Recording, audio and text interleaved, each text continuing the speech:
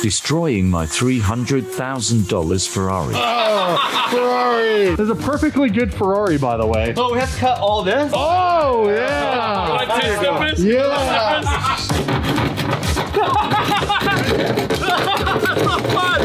Cutting a Ferrari with a saw meant for wood.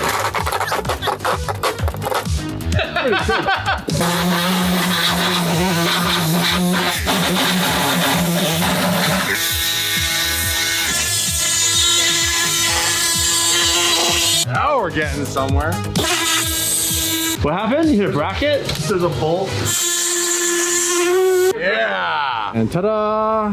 Hacking a Ferrari up is something very, very few people are ever going to do on purpose. That's why I wanted to do it, because it's like bucket list. You know, stories for my grandkids one day. I used to cut up Ferraris with my friend Damon. Okay, Grandpa, time to go back to your home.